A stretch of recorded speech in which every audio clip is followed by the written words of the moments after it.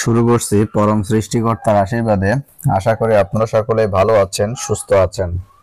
আজকে আমি আপনাদের সাথে খুবই গুরুত্বপূর্ণ একটি বিষয় আলোচনা করব, সেটা হচ্ছে বাংলাদেশের আইনে মৃত ব্যক্তির যে ব্যাংকে রাখা টাকা, এই ব্যাংকে রাখা টাকাটা কে পাবে, অর্থাৎ আমানতকারী মারা যাওয়ার পরে এই টাকাটা কে পাবে? নমিনি পাবে নাকি ওই ব্যাংকে যিনি টাকা রেখেছেন অর্থাৎ আমানতকারীর ওয়ারিশরা পাবেন? এই নিয়ে মূলত আলোচনা, এই নিয়ে মূলত ভিডিও। তো আশা করি আমার এই ভিডিওটা বা আলোচনাটা আপনারা পুরোপুরি শোনেন, তাহলে এই বিষয়ে পুরোপুরি জানতে পারবেন।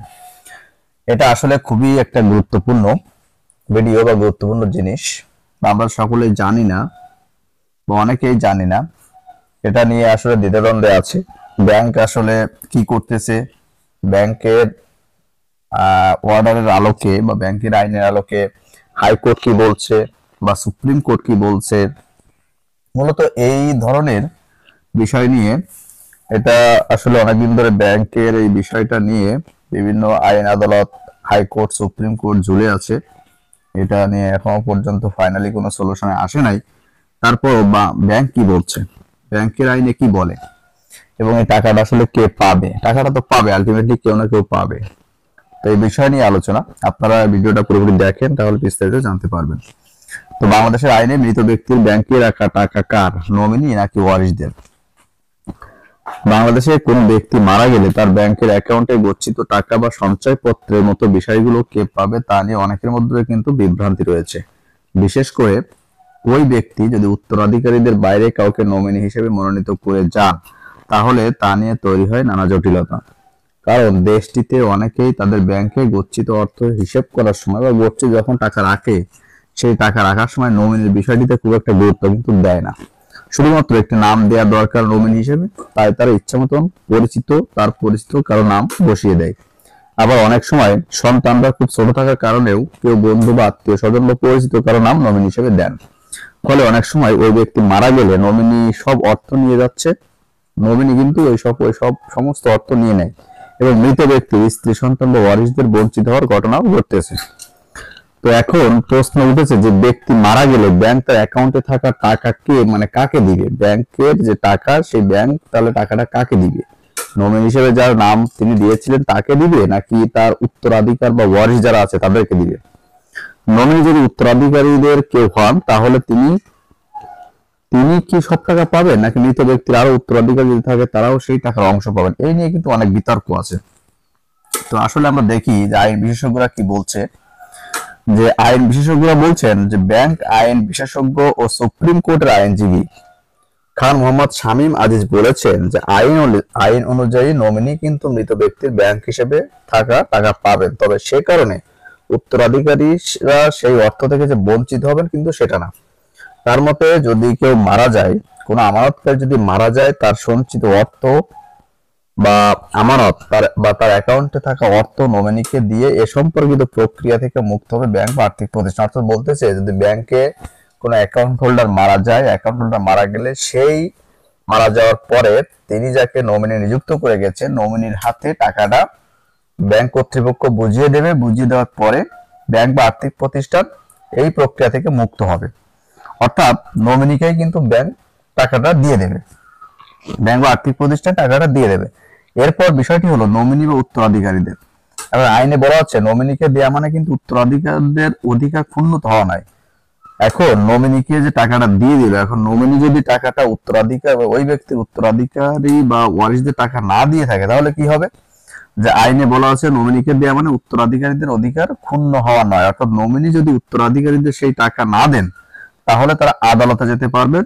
বিবিসি বাংলাকে বলছিলেন তিনি। অর্থাৎ নমিনিকে ব্যাংক টাকা দিয়ে দিচ্ছে, এখন টাকা দেওয়ার পরে নমিনির উচিত বা নমিনির ওই যে টাকা, সমস্ত টাকা তার ওয়ারিশ বা উত্তরাধিকারীদের ভিতরে সমানভাবে বন্টন করে দেওয়া উচিত নমিনির। তো নমিনি কিন্তু তখন ব্যাংক ম্যানেজার হিসেবে কাজ করবে। এটা হচ্ছে বিষয়। অর্থাৎ প্রচলিত আইন অনুযায়ী ব্যাংক তার দায়িত্ব পালন শেষ করবে নমিনির হাতে অর্থ তুলে দিয়ে। কিন্তু তিনি যদি সেই অর্থ উত্তরাধিকারীদের মধ্যে বিতরণ না করেন, তাহলে তারা আদালতে যেতে পারবেন। কারণ অর্থাৎ ওই ব্যক্তির উত্তরাধিকারী বা ওয়ারিশ যারা থাকবেন তারা কিন্তু আদালতে যেতে পারবে। এর মানে হলো ব্যাংক বা আর্থিক প্রতিষ্ঠান থেকে টাকা পাওয়ার পর নমিনির কাজ হবে ওই ব্যক্তির আইনগত উত্তরাধিকারীদের সেটা বুঝিয়ে দেয়া। সুপ্রিম কোর্টের আরেকজন আইনজীবী নাজনীন নাহার বলছেন যে নমিনি ওই ব্যাংক অ্যাকাউন্টের ট্রাস্টের ভূমিকা পালন করেন বা ওই হিসেবের ম্যানেজার মাত্র। যেটা আমি আগেই বললাম যে আইন অনুযায়ী ম্যানেজার হিসেবে তিনি ওই অর্থ মানে ওই আমানতকারী অর্থ মৃত যিনি মারা গেছেন মৃত ব্যক্তির অর্থ উত্তরাধিকারীদের হাতে তুলে দেবেন। যদি তিনি তা না করেন, নমিনি টাকা যদি নিজে টাকা রেখে দেন, ওই টাকাটা যদি তার উত্তরাধিকারীদের না দিয়ে যদি নিজে টাকা রেখে দেন, তাহলে আইনের লঙ্ঘন বলে তিনি বলছেন। নমিনি ওই অর্থ উত্তোলনের অধিকারী হবেন এবং উত্তরাধিকার আইন অনুযায়ী বা উত্তরাধিকার আইন অনুসারে মৃত ব্যক্তির সাকসেসরদের বা উত্তরাধিকারীর মধ্যে তা বন্টন করে দেবেন। তা না হলে উত্তরাধিকারীরা আদালতে গিয়ে প্রতিকার পাবেন, বিবিসি বাংলাকে বলছিলেন নাজনীন নাহার। অর্থাৎ যদি নমিনি তার উত্তরাধিকারীদের ভিতরে অর্থাৎ আমানতকারী যে মারা গেছে তার উত্তরাধিকারীদের ভিতরে যদি ওই টাকাটা বন্টন করে না দেন, তাহলে উত্তরাধিকারীরা চাইলে আদালতে যাবেন এবং আদালত এটার ব্যবস্থা করবে। আইনজীবী নাজনীন নাহার এ ধরনের একটি মামলায় এক পক্ষে আইনজীবী হিসেবে কাজ করেছেন। 2014 সালে বাংলাদেশ ব্যাংকের একজন কর্মকর্তা তার দ্বিতীয় স্ত্রীকে নমিনি করে সঞ্চয়পত্র করেছিলেন। পরে তিনি মারা গেলে তার দ্বিতীয় স্ত্রী ওই সঞ্চয়পত্রের বিপরীতে পুরো টাকা একাই ভোগ করতে চাইলে আইনের আশ্রয় নেই তার প্রথম পক্ষের সন্তানরা। এ নিয়ে প্রথমে নিম্ন আদালত বলেছিল যে নমিনি সেই টাকা পাবেন, কিন্তু পরে হাইকোর্টে যায় বিষয়টি। হাইকোর্ট তার রায় বলে যে ওই টাকা পাবেন মৃত ব্যক্তির উত্তরাধিকারীরাই। এরপর হাইকোর্টের এই রায় চেম্বার আদালতে স্থগিত হয়ে এখন আপিল বিভাগে পূর্ণাঙ্গ শুনানির অপেক্ষায় রয়েছে। বিষয়টি এখনো চূড়ান্ত নিষ্পত্তি হয়নি বলে আগের রায় কার্যকর আছে বলে জানিয়েছেন নাজনীন নাহার। আর সে রায় অনুযায়ী নমিনির কাছে হিসাবে টাকা হস্তান্তর করবে ব্যাংক বা আর্থিক প্রতিষ্ঠান। এখন বাংলাদেশ ব্যাংক তার নির্দেশনায় কি বলতেছে দেখেন, বাংলাদেশ ব্যাংক কিন্তু নির্দেশনায় বলতেছে নমিনিকে টাকা দিতে বলছে।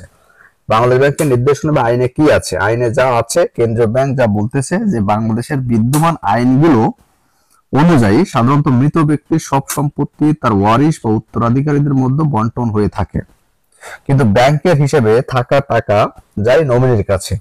তবে কোনো বিষয়ে একাধিক আইন থাকলে বা আইনগত জটিলতা দেখা দিলে এই বিষয়ে সর্বশেষ যে আইন হয়েছে সেটাই কিন্তু অনুসরণ করা হয়। সর্বশেষ আইন অর্থাৎ ব্যাংক কোম্পানি আইন 1991 হলো সর্বশেষ আইন। অন্য আইনে যাই থাকুক এটি আসলে এ বিষয়ে কার্যকর হবে বলে বিদ্যমান আইন রয়েছে। 1991 সালের আইন, যেটা সর্বশেষ সংশোধিত কিন্তু 2018 সালে।